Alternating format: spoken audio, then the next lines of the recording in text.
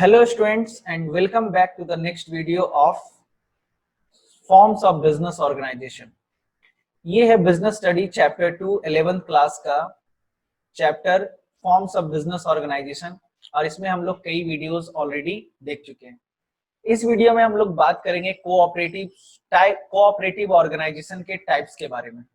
इससे पहले हम लोग ऑलरेडी पिछले वीडियो में टाइप्स ऑफ कोऑपरेटिव ऑर्गेनाइजेशन के बारे में डिस्कस कर चुके हैं और साथ ही साथ डिस्कस कर चुके हैं उसके फीचर्स, एडवांटेजेस एंड डिसएडवांटेजेस के बारे में।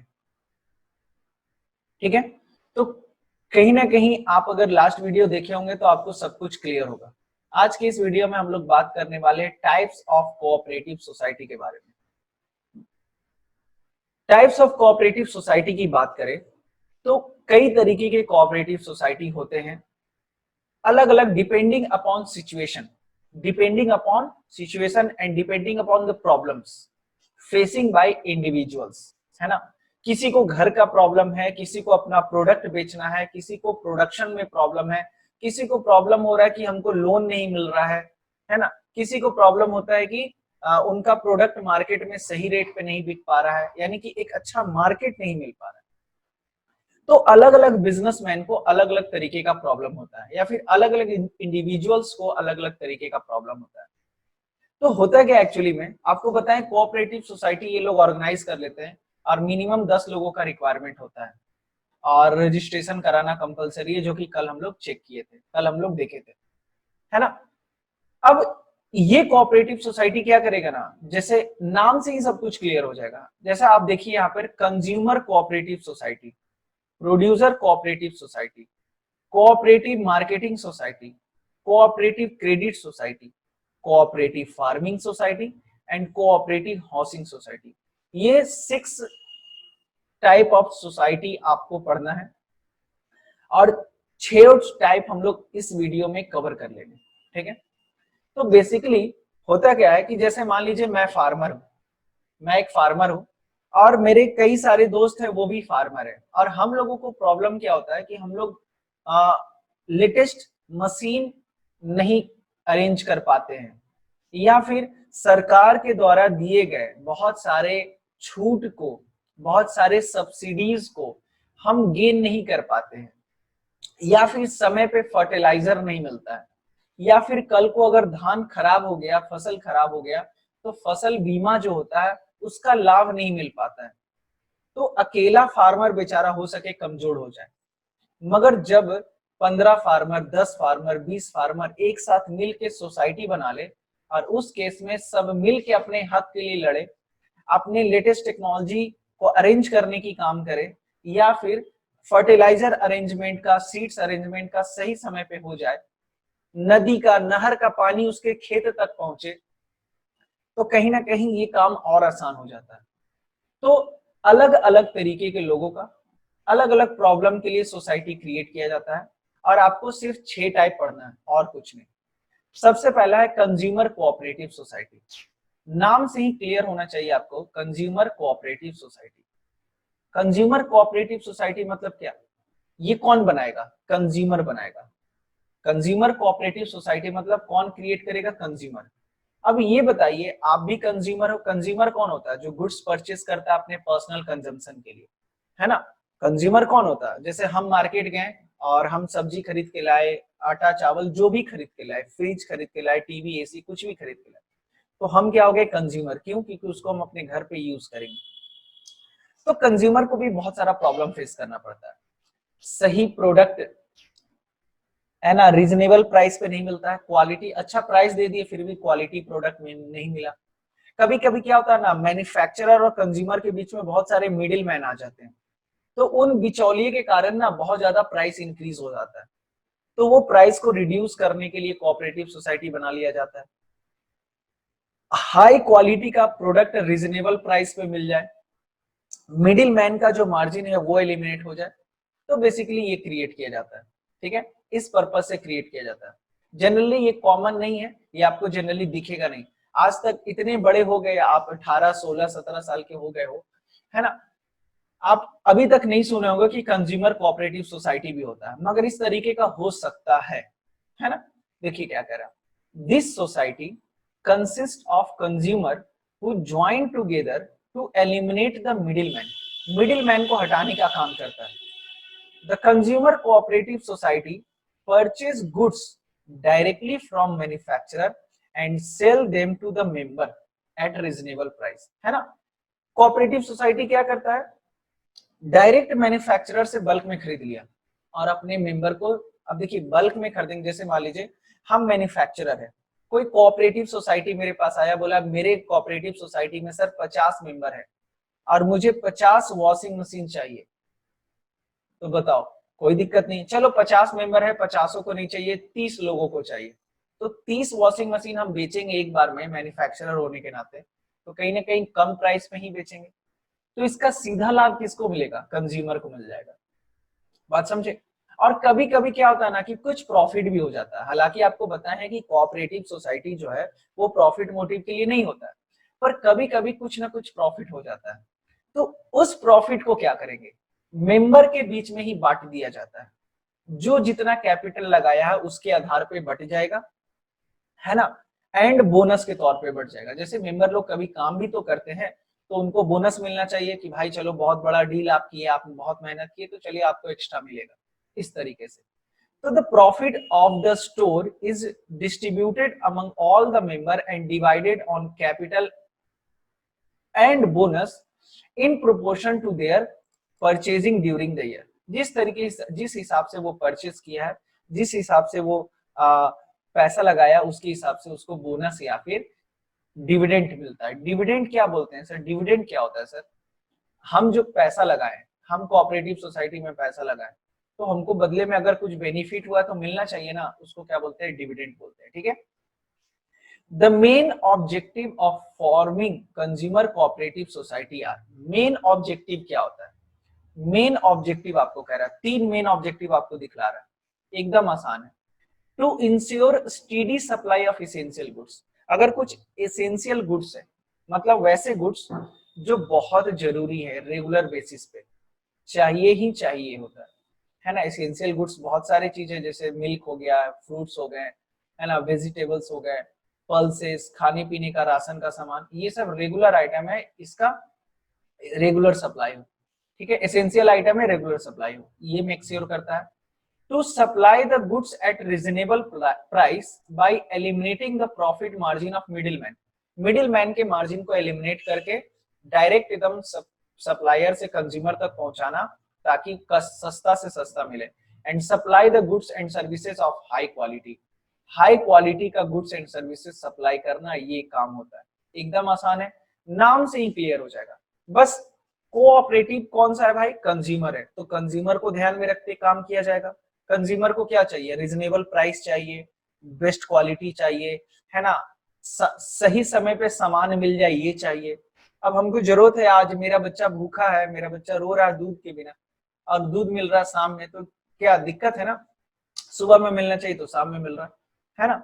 तो ये चीज, ये सब चीजें, इसमें वाटर भी आ जाता है, कभी कभी जाते हैं, जैसे हमारे शहर में तो पानी का कमी नहीं है ना, आराम से ग्राउंड वाटर है, वाटर प्यूरिफायर लगाए हुए, सब कुछ चंगा चल रहा है। मगर दिल्ली जैसे शहर में क्या होता है, दिल्ली, मुंबई, बेंगलोर में पानी भी एक एसेंशियल गुड्स है, आपको पता है, और पानी के लिए भी बहुत मशक्कत करना पड़ता है, तो ये एक प्रॉब्लम है, ठीक है। आई होप कि आपको क्लियर होगा, ठीक है। नेक्स्ट है आपका प्रोड्यूसर कोऑपरेटिव सोसाइटी। नाम क्या है, प्रोड्यूसर। अब प्रोड्यूसर से आप समझ सकते हो ये कौन बनाएगा, जितने भी प्रोड्यूसर है वो बनाएंगे। जैसे मान लीजिए हम प्रोड्यूसर हैं, आप प्रोड्यूसर हो, आप सभी कोई प्रोड्यूसर हो।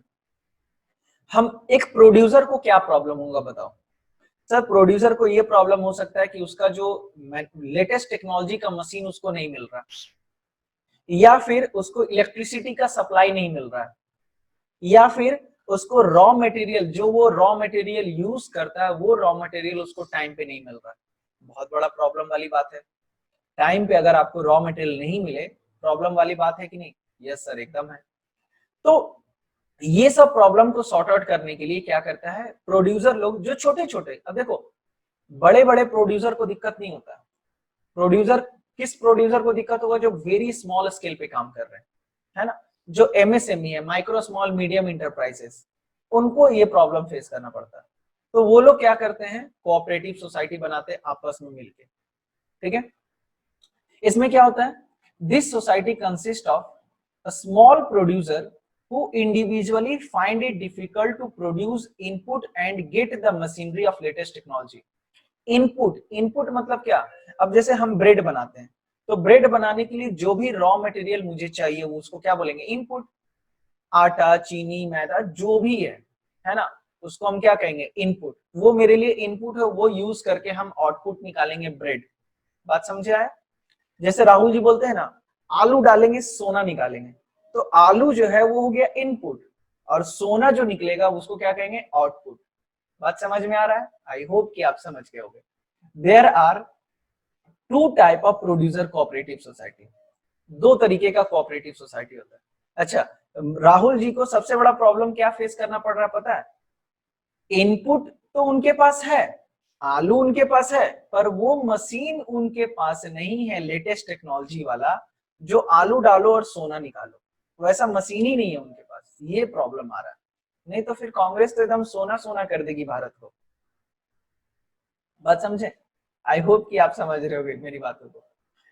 अच्छा, क्या कह रहा है, two type of producer cooperative society. पहला क्या है, the one which produces raw material, input, machinery, so that the producer can concentrate on production.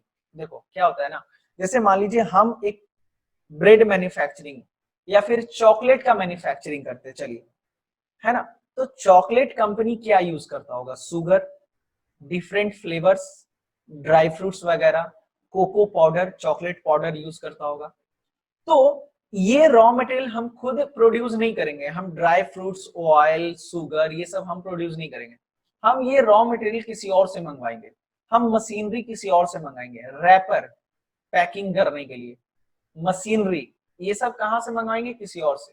तो दो तरीके के प्रोड्यूसर होते हैं, एक वो जो रॉ मटेरियल प्रोड्यूस करते हैं, और एक वो जो रॉ मटेरियल को यूज करके फिनिश गुड्स बनाते हैं। बात समझ में आ रहा, जैसे चॉकलेट बनाने का मशीन भी तो कोई बनाता होगा, तो वो भी तो एक प्रोड्यूसर है कि नहीं, और हम भी एक प्रोड्यूसर है, उस मशीन को यूज करके हम क्या बनाएंगे, चॉकलेट बनाएंगे। बात समझ में आ रहा, तो ये दोनों टाइप के प्रोड्यूसर बनाते हैं, एक वो प्रोड्यूसर जो रॉ मटेरियल और फिनिश गुड्स, रॉ मटेरियल और मशीनरी बनाता है, और एक वो प्रोड्यूसर जो फिनिश गुड्स बनाता है। जैसे हम चॉकलेट बनाते हैं डायरेक्ट और मार्केट में बेचते हैं, तो हम कहेंगे हम फिनिश गुड्स के प्रोड्यूसर हैं।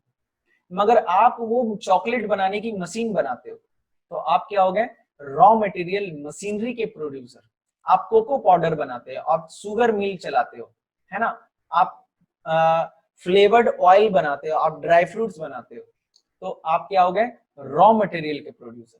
तो दो तरीके के प्रोड्यूसर जनरली होते हैं। देखिए क्या कह रहा है, there are two type of producer in cooperative society, the one which provide raw material, input, machinery, etc. to the producer so that they can concentrate on the production, and second क्या कह रहा है, the one which sell the goods produced by these producer। और एक वो होते हैं जो गुड्स बनाकर बेचते हैं मार्केट में, ठीक है। चलिए, अच्छा, इनको क्या प्रॉब्लम होगा, इनको बेसिकली देखो क्या प्रॉब्लम होता है, ये चार तरीके का प्रॉब्लम उनको होता है, इसलिए वो कोऑपरेटिव सोसाइटी बनाते हैं। The profit of the producer cooperative society is distributed in the proportion of the goods sold. अच्छा, कभी कभी मान लो कुछ प्रॉफिट हो गया, मान लो अगर प्रॉफिट हो जाता है तो वो सारे मेंबर के बीच में ही बढ़ जाता है, ये तो कॉमन चीज है। मेन मकसद क्या है, the main objective of the producer cooperative society are, main objective क्या है, तो चलिए, पहला ऑब्जेक्टिव है to ensure steady supply of raw material input at reasonable price. हम अगर प्रोड्यूसर हैं तो हमको ड्राई फ्रूट्स समय पे मिल जाए, हमको शुगर समय पे मिल जाए और रीजनेबल प्राइस पे मिले, है कि नहीं, yes sir. Second point, to provide latest machinery and new technology of production. Latest technology चाहिए भाई, आउटडेटेड टेक्नोलॉजी यूज करेंगे तो दिक्कत है ना। एक कहावत है, if you are not upgrading you are downgrading, if you are not upgrading yourself you are downgrading। तो इस पे आप कभी चर्चा करिएगा, आप सोचिएगा, हम आपको वर्ड बता दिए हैं, आप इस पे चर्चा करेंगे, सोचेंगे, अगर नहीं समझ में आएगा तो हम आपको बताएंगे क्या है ये, ठीक है। If you are not upgrading, you are downgrading. Third point क्या कह रहा है, टू इंश्योर, थर्ड पॉइंट क्या कह रहा है आपका, to ensure smooth distribution and sale of goods produced by member. अगर मान लीजिए हम प्रोड्यूसर हैं और मेरा गुड्स बेच, हमको गुड्स बेचने में प्रॉब्लम हो रहा है, तो ये कोऑपरेटिव सोसाइटी ये भी काम करती है कि भाई अगर किसी भी तरीके का प्रॉब्लम है, अगर बेचने में प्रॉब्लम हो रहा है तो वो डिस्ट्रीब्यूट भी करा देगी। And helping the producer to concentrate, है ना, concentrate their attention on production of goods. अब देखिए हमको रॉ मटेरियल सही टाइम पे मिल जाएगा, अच्छे क्वालिटी का मिलेगा, रीजनेबल प्राइस पे मिलेगा, लेटेस्ट टेक्नोलॉजी मिलेगा, मेरा जो प्रोड्यूस किया हुआ गुड्स है वो इजिली मार्केट में बिक जाएगा, तो हमको किसी भी प्रकार का टेंशन नहीं है। और अगर किसी भी प्रकार का अगर चिंता नहीं है तो हम क्या करेंगे, अपने गुड्स का, गुड्स के क्वालिटी पे फोकस रखेंगे कि भाई मेरा जो प्रोड्यूस किया हुआ गुड्स है उसका क्वालिटी खराब नहीं होना चाहिए। अब दुनिया भर का टेंशन है, टाइम पे रॉ मटेरियल नहीं मिलता, लेटेस्ट टेक्नोलॉजी नहीं मिलता, तो क्या मेरा गुड्स क्वालिटी का रहेगा, गुड क्वालिटी का नहीं रहेगा। तो एक प्रोड्यूसर को अगर किसी भी तरीके का प्रॉब्लम, एक्सटर्नल प्रॉब्लम फेस नहीं करना पड़ रहा है, तो कहीं ना कहीं इससे फायदा क्या होता है कि प्रोड्यूसर वो अपने गुड्स पे ज्यादा कॉन्सेंट्रेट कर पाता कि वो जो भी गुड्स प्रोड्यूस करे वो बेस्ट क्वालिटी का हो। आई होप कि आपको क्लियर होगा, है ना। तो producer cooperative society generally main objective क्या होता है ये ध्यान में रखना, ensure steady supply of raw material inputs eight reasonable price. New technology मिलना चाहिए, सारा गुड्स इजिली बिक जाना चाहिए मार्केट में, और अटेंशन कॉन्सेंट्रेट करे, ये मेन मोटिव होता है। मतलब कोऑपरेटिव सोसाइटी मेक श्योर करता है कि भाई वो अटेंशन दे अपने प्रोडक्शन के ऊपर, है ना। थर्ड पॉइंट है आपका cooperative marketing society. Marketing society, cooperative marketing society मतलब होता है ये भी प्रोड्यूसर द्वारा ही क्रिएट किया जाता है, ये भी प्रोड्यूसर द्वारा ही क्रिएट किया जाता है। मान लीजिए हम लोग 20-25 छोटे छोटे प्रोड्यूसर हैं, हम लोग प्रोडक्शन तो कर लेते हैं, पर प्रॉब्लम क्या है ना कि मार्केट में मेरा गुड्स इजीली नहीं बिक पाता है, और चलो बिक भी जाता है तो हम टाइम पे पेमेंट नहीं आता है, या फिर हमको स्टोरेज करने में प्रॉब्लम होता है, या फिर ट्रांसपोर्टेशन करने में प्रॉब्लम होता है, मतलब जहां तक पहुंचाना है माल वहां तक पहुंचाने में दिक्कत होता है। तो ये सब प्रॉब्लम को सॉर्ट आउट करने के लिए मार्केटिंग सोसाइटी आया। ये थोड़ा सा आपको ध्यान में रखना पड़ेगा, मार्केटिंग सोसाइटी थोड़ा डिफरेंट है। जैसे प्रॉब्लम क्या है मुझे कि हम जिस, मान लीजिए हम एक प्रोडक्ट बनाए, ये पेन बनाए, ये पेन का लागत है मेरा 50 रुपया, मगर मार्केट में हमको 45 रुपया मिल रहा है, तो प्रॉब्लम है ना। दो बातें हो सकती है, या तो हम ज्यादा महंगा बना रहे हैं, और या तो मार्केट में रेट बहुत कम है, ठीक है। तो ये अगर क्वालिटी वाला पेन है तो इसके इसके इसका प्राइस मार्केट में अच्छा होना चाहिए। हाँ, तो कहीं ना कहीं कोऑपरेटिव मार्केटिंग सोसाइटी क्या करता है, उन प्रोड्यूसर्स को हेल्प करता है जो अपने गुड्स को बेच नहीं पाते इजिली, प्रॉफिट पे नहीं बेच पाते हैं, या फिर टाइम पे बेच तो देते हैं पर उनको पैसा नहीं मिलता है, टाइम पे कलेक्शन नहीं हो पाता, जिनको ट्रांसपोर्टेशन करने में प्रॉब्लम होता है, जिनको कहीं ना कहीं पैकेजिंग में प्रॉब्लम होता है, ब्रांडिंग करने में प्रॉब्लम होता है, अपने प्रोडक्ट का एडवर्टीजमेंट करने में प्रॉब्लम होता है, तो ये कोऑपरेटिव सोसाइटी क्या करती है, उनको हेल्प करती है। तो चलिए शुरू करते हैं, है ना, चलिए देखते हैं। चलिए अब टॉपिक क्या कह रहा है एक बार हम लोग लाइन बाय लाइन रीड करते हैं, तो फिर आपको प्रॉब्लम नहीं होगा, ठीक है। The cooperative marketing society consist of a small producer who find it difficult to sell their product at profit। वो प्रोड्यूसर जो प्रॉफिट पे अपना प्रोडक्ट नहीं बेच पाते हैं, वो लोग मिलके एक कोऑपरेटिव सोसाइटी चलाते हैं ताकि उनका प्रोडक्ट इजिली बिक जाए और एक रीजनेबल प्राइस मार्केट से मिले, ताकि उनका इंटरेस्ट जो है वो प्रोडक्शन में लगा रहे। बताओ हम मैन्युफैक्चरिंग करेंगे और प्रॉफिट ही नहीं होगा तो क्या फायदा। The output of the small producer is bought together and sold at the best price। होता क्या है कि जितने भी छोटे छोटे प्रोड्यूसर है, अब छोटे स्केल पे प्रोड्यूस कर रहे हैं, तो क्या होता है ना कि बहुत सारे ऐसे प्रोड्यूसर होते हैं, ऐसे बायर होते हैं, कहते हैं कि हम इतना 100 क्वांटिटी नहीं खरीदते, हम 1000 क्वांटिटी खरीदते हैं। तो जितने भी छोटे छोटे प्रोड्यूसर हैं, अगर आप 100 बना रहे हो तो अगर 20 भी लोग हैं तो 20 इंटू 100 2000 यूनिट हो जाएगा। तो तुम 1000 यूनिट के, हम तुमको 2000 यूनिट देंगे, है ना। तो एकता में जो बल है ना, वो वाली बात हो जाती है। Such society help to improve the bargaining power and competitive position of its member, है ना। The it perform various marketing function such as transportation, warehousing, packaging, grading.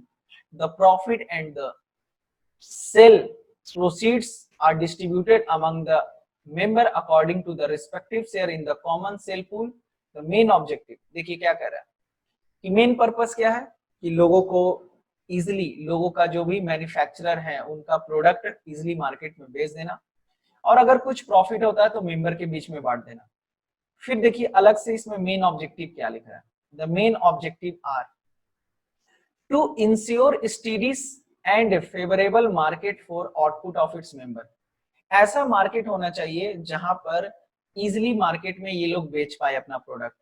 To ensure the best price for the output, output के लिए best price मिले, मतलब हम लोग जो producer produce किए उस आउटपुट का बेस्ट प्राइस मार्केट में मिले।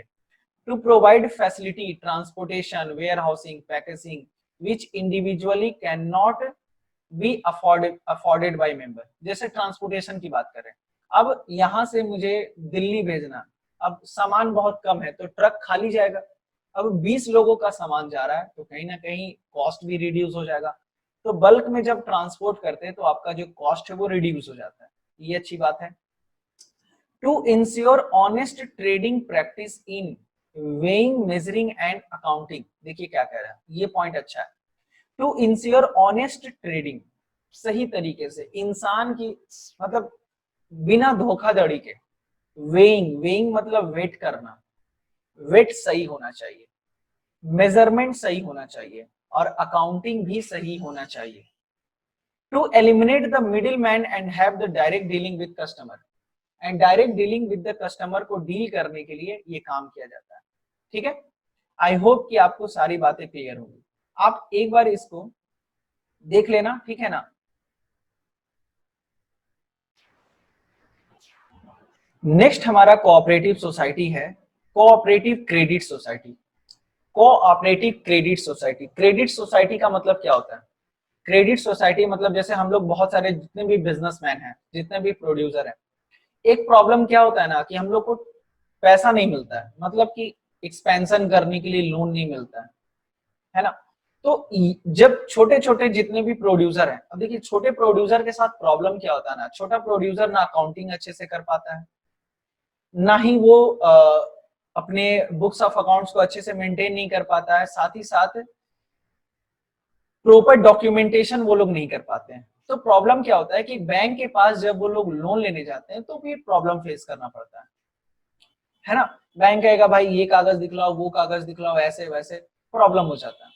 मगर एक कोऑपरेटिव सोसाइटी बना दी है रजिस्टर्ड क्रेडिट सोसाइटी, और इस सोसाइटी में जितने भी मेंबर हैं तो सोसाइटी गारंटी लेता है, क्रेडिट सोसाइटी गारंटी लेगा कि चलिए मेरे मेंबर को आप पैसा दीजिए, कल को कुछ भी प्रॉब्लम होगा तो सोसाइटी आपको रीपेमेंट करेगी, है ना। जैसे बहुत सारे केसेस में सरकार गारंटी लेता है, जैसे किसान को लोन जब मिलता है तो सरकार गारंटी लेता है कि चलिए किसान का अगर फसल खराब होगा तो बैंक जितना भी लोन दिया है सरकार रीपेमेंट करेगी। तो उसी तरीके से क्रेडिट सोसाइटी हो गया, तो वहां के मेंबर लोगों को लोन इजिली मिल जाए, इस वजह से कोऑपरेटिव क्रेडिट सोसाइटी किया जाता है। यानी कि वैसे वैसे छोटे प्रोड्यूसर जिनको इजिली पैसा नहीं मिलता है, high rate of interest charge किया जाता है। जैसे हो गया, मान लीजिए हम मार्केट से उठा रहे हैं तो बैंक आपको सस्ता देगा पर मार्केट में आपको थोड़ा महंगा देगा, बात समझ आए। फिर कभी कभी पता है क्या होता है ना कि मेंबर लोग आपस में ही पैसा कंट्रीब्यूट कर देते हैं, और जिसको पैसे का जरूरत है उसको दे देते हैं। जैसे मान लीजिए 50 मेंबर हैं और हर कोई 2-2 हजार रुपया कंट्रीब्यूट किया, तो 2-2 हजार रुपया से 1 लाख रुपया हो गया, और जिसको 1 लाख रुपए का जरूरत है उसको दे दिया, और वो बंदा धीरे धीरे रीपेमेंट कर दिया, तो उसका रिक्वायरमेंट भी फुलफिल हो गया और हेल्प भी हो गया। वैसे ही कल को किसी और को जरूरत पड़ेगा तो वो उसको दे देगा, बात समझ में आ रहा। इस तरीके की कोऑपरेटिव सोसाइटी को बोलते हैं क्रेडिट कोऑपरेटिव सोसाइटी, जो फाइनेंस से रिलेटेड डीलिंग करता है। देखिए क्या कह रहा है, it consist of people with limited means who find it difficult to arrange credit and loan. जिसको उधार नहीं मिलता है, जिसको लोन नहीं मिलता, उनको उनके लिए ये होता है। This society provide financial assistance to its member and promote habit of saving. एक तो आपको लोन दिला देता है सही सही समय पे, और आपको इंस्पायर करता है कि भाई आप सेविंग करिए। सेविंग करने से क्या होगा कि कल को अगर पैसे का जरूरत पड़ेगा तो आप इजीली वो चीज अरेंज कर पाओगे। आपको जैसे अगर हम सेविंग नहीं कर रहे हैं, तो सेविंग अगर पैसे अपने जो भी हम इनकम अर्न कर रहे हैं वो नहीं बचा रहे हैं, तो कल को अगर कुछ हमको लार्ज अमाउंट का जरूरत पड़ेगा तो फिर प्रॉब्लम होगा, है कि नहीं। The fund of this society contains the share capital contributed by the member and deposit made by the member and outsider। इसमें होता क्या है, सोसाइटी के मेंबर कुछ पैसा लगाते हैं और कुछ बाहर के लोगों से भी लाया जाता है। जैसे मान लीजिए हम लोग सोसाइटी चला रहे हैं, हम एक इन्वेस्टर को अप्रोच किए कि सर देखिए ना, हम लोग एक कोऑपरेटिव सोसाइटी है जिसमें छोटे छोटे हम लोग प्रोड्यूसर जुड़े हुए हैं, हम लोगों को बहुत ज्यादा फंड का दिक्कत होता है, हम लोग रजिस्टर्ड फर्म है, आप मेरे कोऑपरेटिव सोसाइटी में पैसा इन्वेस्ट करिए, मार्केट रेट पे आपको इंटरेस्ट मिल जाएगा, सिक्योर्ड रहेगा, किसी भी तरीके का प्रॉब्लम नहीं होगा। अगर वो इंस्पायर हो गया है ना, वो अट्रैक्ट हो गया, तो वो हम लोगों को फंडिंग करेगा। तो इससे फायदा क्या होगा कि हम लोगों को इजिली लोन मिल जाएगा और कम रेट पे मिलेगा, और उस बंदे का भी पैसा इन्वेस्ट हो जाएगा मार्केट में। बात समझ में आ रहा है। The funds are use giving loan to needy member on easy term. Easy terms and condition पे लोन दे दिया जाता है ताकि चलो भाई तुम भी बढ़ो, सब कोई बढ़ेगा। The credit cooperative formed by farmer is known as rural credit cooperative. किसान लोग अगर करते हैं तो उसको कहते हैं, किसान अगर इस तरीके का काम करता है तो चूंकि गांव के हैं तो रूरल क्रेडिट कोऑपरेटिव सोसाइटी है ना। Credit cooperative formed in the urban area are known as urban bank. और अर्बन एरिया शहरी क्षेत्र में जो है ना, शहरी क्षेत्र में जो कोऑपरेटिव सोसाइटी बनता है उसको बोलते हैं अर्बन बैंक। अलग अलग नाम है, बस नाम ध्यान में रखना, कभी कभी एक नंबर में आ जाता है। द मेन मोटिव क्या है, तो सर मेन मोटिव है to protect the member from the exploitation of money lender. आप मनी लेंडर के बारे में इकोनॉमिक्स में पढ़े होंगे, वो लोग लालाजी लोग जो बहुत ज्यादा पैसा, पहले अभी का लालाजी नहीं बोल रहे, पहले के लालाजी लोग जो होते थे वो ना पैसा ज्यादा, मतलब पैसा उनके पास ज्यादा होता था, वो लोग फार्मर को एक्सप्लॉइट करते थे, high rate of interest charge करते थे, है ना। Ensure loan on easy terms and low rate. ये कोऑपरेटिव मेक श्योर करता है कि मनी लेंडर के चक्कर में ना पड़े मेरा मेंबर, उनके एक्सप्लॉइटेशन से बचे, प्लस लोन इजीली मिल जाए, एंड लास्ट क्या कह रहा है, वो भी लो रेट ऑफ इंटरेस्ट में। Develop the habit of saving. Saving करना सीखो भाई। सेविंग करने का मतलब पैसा बचाओ अपने सोसाइटी, अपने फ्यूचर के लिए, है ना। क्लियर है, एकदम इजी है। नेक्स्ट है आपका cooperative farming society. Cooperative farming society मतलब क्या, फार्मिंग कौन करता है, फार्मर करते हैं। अब फार्मर को क्या दिक्कत होगा बताओ। अब जो छोटे छोटे फार्मर है उनको टेक्नोलॉजी नहीं मिलता है, उनको फर्टिलाइजर नहीं मिलता है, उनको सब्सिडाइज रेट पे फर्टिलाइजर नहीं मिलता है। गवर्नमेंट के द्वारा चलाए गए बहुत सारे स्कीम, ऑफर, बहुत सारे मुहिम, चूंकि छोटे छोटे फार्मर हैं उनको नॉलेज नहीं होता बेचारों को कि भाई सरकार क्या हमारे लिए कर रही है, हम अपना फसल कहाँ बेचें, कहाँ हम बेचें कि हमको एक अच्छा पैसा मिले। तो वैसे छोटे छोटे फार्मर जो अनपढ़ हैं, जिनको डॉक्यूमेंटेशन नहीं आता है, जिनको ज्यादा जानकारी नहीं है, वो लोग जुड़ के ना कोऑपरेटिव सोसाइटी बनाते हैं। और वहां कुछ लोग जानकार होते हैं जो कि सबको समझाते हैं कि सरकार का ये एक स्कीम आया है, इसके तहत इतना लोन मिलेगा, आपके फसल का बीमा हो जाएगा, कल को अगर कुछ आपदा आता है तो आपके फसल का जितना भी खर्च हुआ है उपजाने में या फिर कल्टीवेशन में, सब आपको पैसा मिल जाएगा, यानी कि आपको नुकसान नहीं होगा। तो इस तरीके का कोऑपरेटिव सोसाइटी जो है हेल्प करता है फार्मर को, जो बेचारे जो ज्यादा इफिशियंट नहीं होते हैं, जो ज्यादा लार्ज स्केल पे काम नहीं करते हैं। आई होप कि आपको समझ में आ रहा होगा। तो these consist of a small farmer who join together to avail the benefit of large scale mechanized farming। जिससे पता है इंडिया में क्या होता है, इंडिया में इतना बड़ा प्लॉट है, मान लो ये बहुत बड़ा प्लॉट है, प्रॉब्लम क्या है ना कि कि एक किसान का इतना खेत है, मेरा एक यहाँ पर खेत है, तो एक प्लॉट यहाँ पर है और एक प्लॉट यहाँ पे है। बात समझ में आ रहा है? प्रॉब्लम ये है, हम लोग का ना प्लॉटिंग जो स्कैटर्ड रहता है, और ये बगल वाला बगल किसी और का है। अब देखो मेरा प्लॉट अगर एक साथ इतना रहता, मेरा प्लॉट अगर इतना रहता, तो हम ट्रैक्टर आराम से चला सकते थे, लार्ज स्केल पे काम कर सकते थे। मगर कुछ मेरा प्लॉट यहाँ है, कुछ यहाँ है, तो कुछ यहाँ है, तो प्रॉब्लम क्या होगा कि हम लार्ज स्केल पे काम नहीं कर पाएंगे। मगर इस प्लॉट के जितने भी फार्मर है सब मिलके जुड़ जाएं और एक साथ खेती करें, तो फायदा क्या होगा, है ना? जितने भी फार्मर यहाँ पर, जितने भी फार्मर का प्लॉट है, सब मिलके एक साथ खेती करें, तो फायदा ये है कि उनको छोटे स्केल पे काम नहीं करना पड़ेगा, लार्ज स्केल पे काम करना पड़ेगा। थ्रेसर मशीन चला सकते हैं, ट्रैक्टर चला सकते हैं, लार्ज स्केल पे काम कर सकते हैं, तो फायदा ज्यादा होगा, है कि नहीं? ये चीज है, वही कह रहा है, लार्ज स्केल मैकेनाइज्ड फार्मिंग का बेनिफिट लेने के लिए काम करते हैं, ठीक है।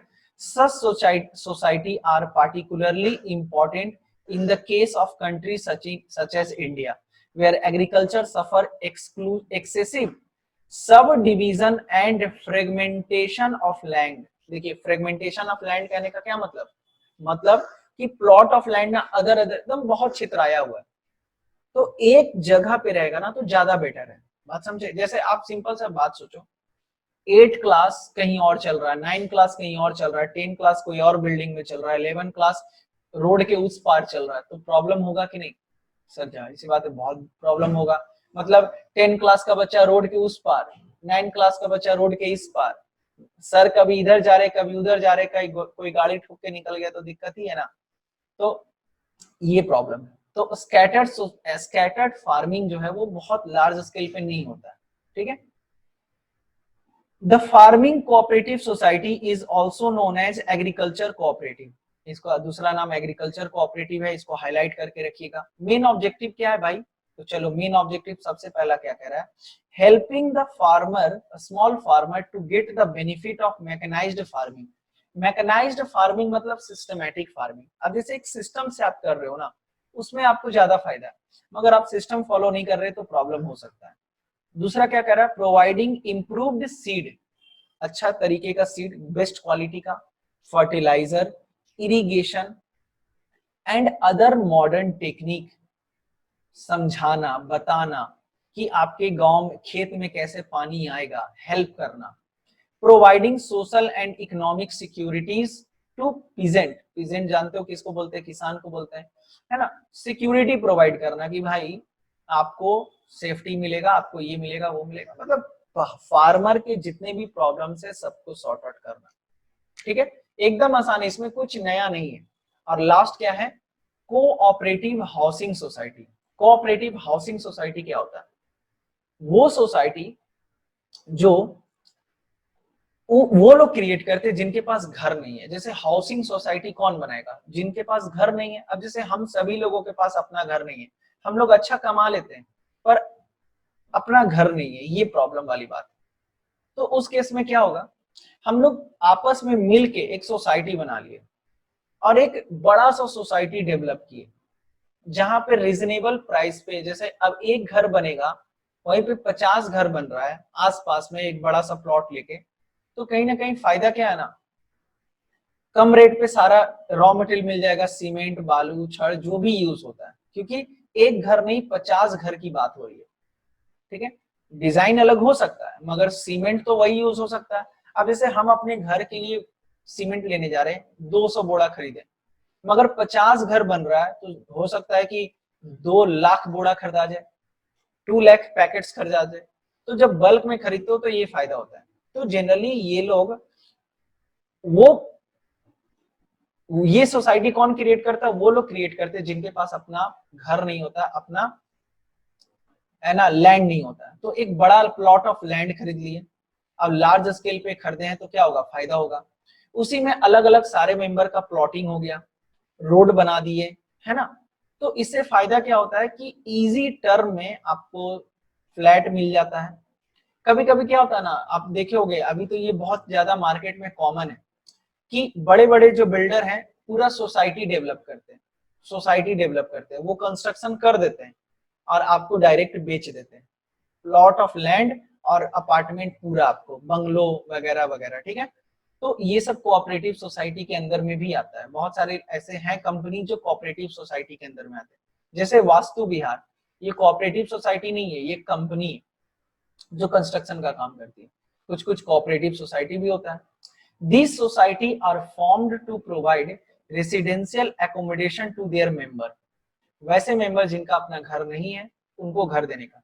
This society purchase a big plot of land, construct flat and on that and sell these flat to its member on installment and easy term, है ना। ये कोऑपरेटिव सोसाइटी क्या करेगा, मेंबर का हेल्प करने के लिए लार्ज स्केल पे प्लॉट कर देगा, कंस्ट्रक्शन करेगा और इजी इंस्टॉलमेंट में बेच देगा कि भाई धीरे धीरे पैसा दीजिए। Some housing cooperative provide loan to their member on for building houses, कुछ कुछ लोन भी देने का काम करते हैं कि भाई इजीली लोन मिल जाएगा।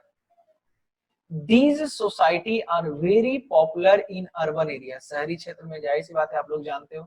The main objective क्या होता है बताओ। सबसे पहला, provide residential accommodation to their member, member को एक घर देना, और member to purchase houses at low cost, सस्ता देना और इजी इंस्टॉलमेंट में देना। एंड लास्ट क्या है, providing civic amenities such as road, park, settle street light and park.